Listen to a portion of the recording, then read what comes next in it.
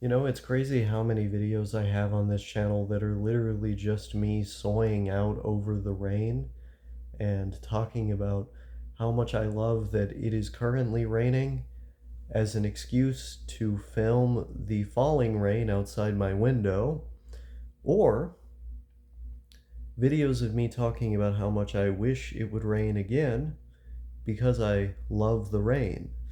This is a common pattern on all of my channels. It has been for like over half a decade now. So, in keeping with I blah, blah, blah, I'm doing a Biden right now tradition. Uh, I want to talk about it again. You know, there's a strange, tranquil feeling that I get when the rain is going.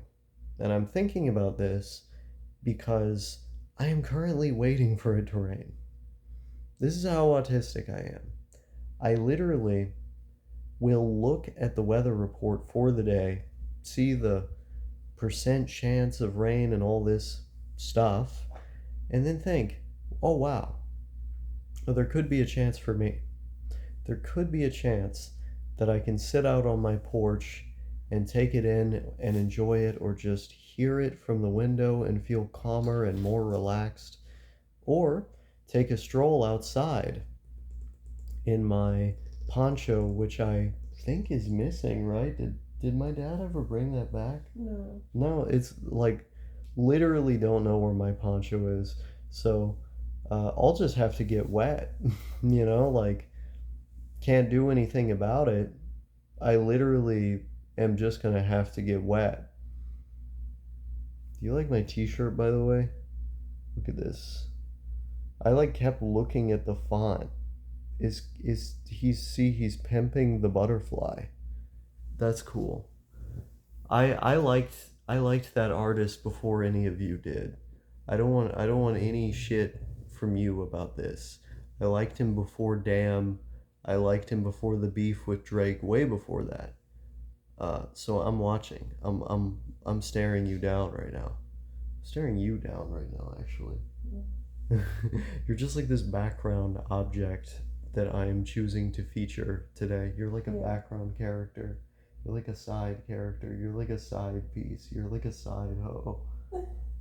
She's not that last thing, at least. I'm just a character. I'm just a background character in the video. Yes. Well, now I'm kind of turning you into something more. But Damn it. um so I'm trying to remember what I was gonna say. Yeah, hearing it from the outside of the window is particularly comforting for me. It helps me feel safe at night. Not to say that I don't, but it it lulls me into a sense of calm, I would say. Um, and so I started this video because I had this realization, like, it is really weird to just be sitting here waiting for the rain to start, because you look at the forecast and see that it's going to in the next hour or hour and 30 minutes, and you're doing things to entertain yourself before it rains so that you can go out in the rain or listen to the rain. That's really weird, right? I actually started looking up the cities in the US where it rains the most. I've looked up places in the world where it rains the most before and was like, I really want to move there. I don't have the ability or the bravery to necessarily do that right now, but could be a thing, right? I mean, I'm still learning Spanish, and I could use that in some of those very rainy places, so who knows? Um, I've had this thought about myself just looking at pictures or in the mirror. Like, I feel like I almost look kind of Latino, even though I have literally zero uh, genetics of those people. Genetics of those people. The lineage that those people have. I don't have any of it. I'm not cut from the same cloth. But there's like this like weird like uncanny thing about my appearance that I feel like very much mirrors like the Hispanics. Do you know what I'm trying to say? Yeah. Do you see it, or is it? Am I I just can see it in your eyes a little bit. my eyes? That's interesting. You know, people always compliment my eyes. They're like, "Oh, like you have these beautiful." Some people call them girly eyes. Um, I just think they look like normal eyes, to be frank. But I suppose people fixate on weird things sometimes, kind of like how I fixate on the rain. Um, and the kids today, do I still count as one of the kids? Yeah. I do? Okay, well, okay, maybe to you, grandma, but I'm talking about to the cool kids of the world like me. We're not kids. You just called yourself a kid. I mean like a kid in like the friendly like, "Hey yo kid, how you doing?" like type of way. It's all relative, sweetie. It's all relative. No, we're getting into that now. If you're like 70, then like a 30-year-old is a kid. We're getting into that now. No, we're getting into that. We're getting no, oh, this is a Sophia Osaka debate video now. Oh no. It's a debate. It's a debate. No. Nothing like that is gonna happen in this video. Okay, we're not doing the 55-minute long discussion of philosophy and politics. Hell no. It's like 2 a.m. We can't. There's no way. There's no way. There's no way. But yeah, I like it when the rain starts. I like it when the rain is going, and it makes me happy. And so I realized I have a very strange hobby. It's why I got the poncho, but honestly, I don't think I'll ever see that poncho again. I don't think it's ever coming back because it was probably given to one of the homeless people that my dad hangs out with. I've talked about him a lot on this channel and the strange sort of antics that happen at his crib. I'm really glad that I don't live there and haven't been for over a year now. But he came over today after a kind of confusing scenario. And me and my mom were going to the store to pick up a few items. And I see my wife like just staring away in the background. She like, it seems like it's raining now. It's starting to rain. Yeah. I was about to say it's like she does not want a part of this story at all. No, I just noticed that the rain has begun. Hey, well there you go. There you go. Lucky. It said there was only like a 50% chance or something. I knew it. I knew the big man was looking out for me. I'm gonna go out there in a little bit, but probably hit the za out there. You know how it is. You know Osaka syndrome's kind of wild and crazy. You know how it be. But he brought this crazy bitch over to our crib, who apparently has a husband and is apparently living there, which, kind of ethically questionable, but that wasn't what was weird about him bringing this woman here unannounced and without any real approval. We were going to the store and we called and we were like, "Hey, yo, our food stamps don't re-up until tomorrow. We need to get more food. You're getting food stamps for someone who doesn't live with you." That being my sister, my younger sister. And there happens to be this thing that is happening at this time of year where, because the kids don't get food in the free school lunch program or whatever it's called. I went to school, I should know what it is, but they're giving you extra, right? And so he's getting all this money for a kid that does not even live with him, that doesn't want to live with him. at a crib that has no electricity, no hot water, no really anything, right? Um, all because of this bureaucratic bullshit with him and my mom's divorce, which I won't get into. The long and short of it is, he gets money that doesn't go to him, that shouldn't go to him, right? Um, and we're talking to him on the phone, and we're like, "Hey, yo, like, pull up. We need some of this because we need to get stuff before tomorrow, right?" And he's rambling over the phone in a kind of drug-addled way, and he's got this, I'm talking screeching like harpy ass bitch talking over him, screeching over him, right? Um, and my mom's trying to make out what they're trying to say, and she can't, right? But the woman chimes in with this idea, oh, hey, you can buy the food stamps off of me, right? You don't need any of his. You can buy them off of me. I'll give you like whatever you need, and you only give me like 50% of it in cash. Um, and obviously, my mom didn't want to do that because my dad, prior to this month, he was getting $561 every month in SNAP, which is insane. But he got that extra money because there's ostensibly at least a kid living there, and also because there's no other source of income in the household. Like, he's basically just squatting there on the property, even though he's not squatting. The property is owned by the family, but that's basically what he's doing. Um, and he's like fucking going into everything, right? He's so mad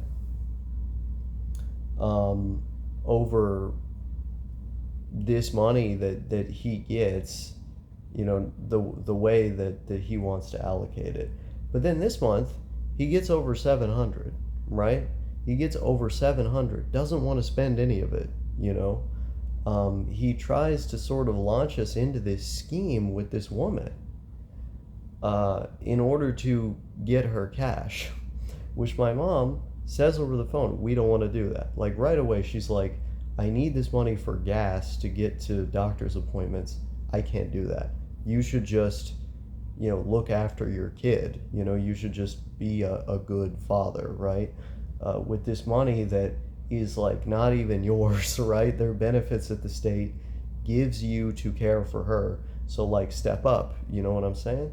Um, and if he doesn't want to do that, he goes with the plan that he posited to my mom, that she said she wasn't going to play along with. Uh, and he doesn't tell the woman that that's what he's doing and that there's no agreement on that front. So he barges into the apartment with all this stuff that my mom said that we needed. And then the woman, she's like, pay up. Now, I didn't even hear most of it because I've got my headphones on, like, I just don't want to listen to this screaming banshee in the other room. Um, but she's being, very unladylike, right? She's talking about, after she finds out that she's not going to get the money for the groceries in this scheme that, my dad tried to rope her into, she's pissed, right? She's screaming like, give me my fucking money. I want my money. I'm gonna kick you in the balls with my steel-toed boots. Like, she's just fucking freaking out, right? Um, and like, I was sitting there thinking like, okay, someone about to get clapped. Like, someone is about to get stepped on right here. And now I was not actually going to do that. But I was so pissed because it's like, you come into a stranger's home, right? And you just start screaming. It's like, yeah, like, you just got scammed, right? You just got finessed. But you can be mad about that in a controlled way. Like, you can express that in a mature way without fucking blowing up the joint that you never even been to with people you don't even know, including kids, right? Just very, very uncivil, unladylike, all that type of shit. But that was what was going on. And thankfully they left. But it was just a weird situation, right? It was a very weird situation Yeah, to be we were in. just like looking at each other like, who does this lady think she is? Yeah. Like what is going on here? Like, and seriously, I thought someone was about to get stepped on. Like, I was like looking for my weapons and shit. I was like, I wasn't gonna, fuck her up or like use them against her, but just to like show it, like, hey, get out of here. But you were like, no, no, like, please, like, be a good person. You don't have to be scary. Well, yeah, it's just because like we don't know anything about this. Oh yeah, of course. I mean, you were totally right. You were totally Yeah. right. Like, I was just like irrationally mad. Like, and in all likelihood, I was most likely never gonna do something like that anyway. I was just like venting. Yeah. But like, part of me really wanted to just to fucking run out there and be like, get the fuck out of my house. I mean, if she started physically threatening somebody who wasn't my dad, because I mean, let's be real here, he deserves it. Like someone innocent, right? Someone who hadn't finessed her. Yeah. I mean, we'd be talking about that.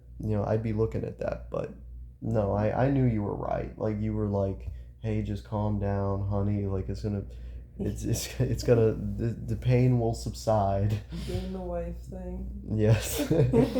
Yes, I had the testosterone raging through me. I mean, you know how it is, right? Yeah. There is a woman speaking in an unladylike way. Ah! Yeah. Yeah. But yeah, she was straight up like on that like BDSM fetish type shit, like in our house, like I'm gonna kick you in the balls, like what? I was like, excuse me, like keep it in the bedroom, please. I don't want to know about this freaky shit you're into. Yeah. Like, or that your dad's into. or that my dad is into. Like, it doesn't make any sense. It just straight up does not make any sense. But it's weird because like my mom has a degree, she has all these certifications. She comes from a family that was very well off. And then my dad is just like a complete loser, like complete drug addict loser. And he used to be smart, all things considered, he went to school for, I think it was engineering for a while. And he used to work on cars. He used to do shit with like electricity. Used to be good at visual art. But he was doing that meth for so long that it just completely wrecked his brain. And I mean, you don't want to do that even once, right? You don't want to do that even a few times. If you have, you got to stop right away, because you're going to incur some damage to your brain that you can't undo, especially the longer that it goes, especially, without sleep, without, having proper nutrition and all that type of shit, doing these huge doses. It's going to get worse. But that was what he was doing, and it's like now he's like this. And my mom had just gotten swindled into being with a guy like that for 20 years, and we don't have to live with him, we don't have to deal with him, but because they are in this weird situation with the paperwork and with the divorce, it's like we still have to interact with him. And it's so strange because I'll feel like I'm in one world when I live over here, in one world with people that are articulate, that know what's going on, that are calm, emotionally stable. And then he comes around, and sometimes he brings his people around, and it's like a totally different world. The very few times that I go over there during the year these days, it's also like I step into a different world. The trash everywhere, the sense that there's just some unstable people here, is crazy. you know? And I got some stories. I got some stories that I'm probably going to tell, in the coming weeks on this channel just because I've been thinking about this more. Like, especially after this, I've been thinking about this more.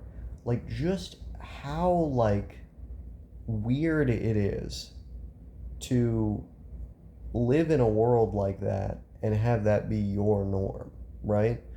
Because it was becoming my norm to be around that sort of thing, unfortunately, back when I lived with him. But it's been so long now since living with him, where, like, even before I moved into this place, I was traveling around the country just trying to be the hell away from my family and that house, that, like, it was starting to not feel normal to me anymore. And especially after living here, it's just like totally alien to me. And every time I see him and every time I go over there, it gets worse. Um, it's such a weird feeling, dude. But that's what this stuff does to you, right? I mean, if you're not on a solid footing and you're doing this irresponsible shit and you don't stop, that's what you see yourself become. This unstable, angry, uh, unwell person who takes advantage of others, tries to finesse people, and it doesn't end well. I mean, you know how it is. Or maybe you don't. And that's sort of the point of this video. It's like you focus on the comforting things, you focus on the simple things that uh, are meaningful, like the rain, like the falling rain, the clouds, um, the strange bugs you see crawling on the leaf, trying desperately to make their way up before a raindrop hits them and they fall to the ground. Help that guy back onto his feet so he can walk across the soil. There's meaning in that, right? Those are the things that should be your, recreational drug of choice. It shouldn't be this stuff that's gonna damage your brain severely and leave you totally in tatters, a shell of what you used to be. We're not about that on this channel. And the people who romanticize that, they're only creating more misery in the world. Is that what you want to do? Do you want to be someone who's putting that energy out into the world? No, you don't. You want to be someone who's making people happy, who's providing fulfillment and love, and who's creating smiles. That's what I try to do on this channel, and that's what I try to do with the people that I interact with.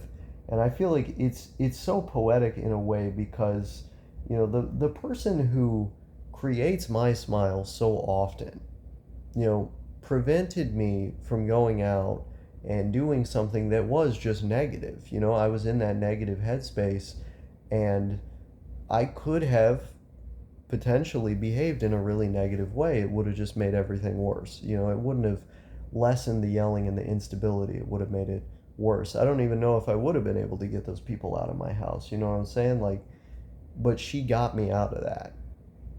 And that's what we've got to do for each other, right? When you see someone going down that road and falling into that negative headspace, you got to do your best to try and pull them out. You got to try your best to turn the smile into a frown. Or wait, no, to turn the frown upside down into a smile. I misspoke. Disregard the state. I had a Biden moment again. Man, this guy, I'm not trying to like be like political and shit, but I've been watching these videos of him misspeaking. It's the funniest shit I've ever seen. Enjoy that. Um, there's videos of Trump misspeaking too that are really funny. It's like so many compilations. It's like we're totally cooked, bro. But I am all for it. I am gonna enjoy every second of it. um, because that's what you got to do. You know, when shit gets tough, you got to take it in stride. Um, you got to enjoy yourself. Find the things to be positive about, right? Um, like the rain. I think it's probably going to stop raining soon, so probably going to have to end it here.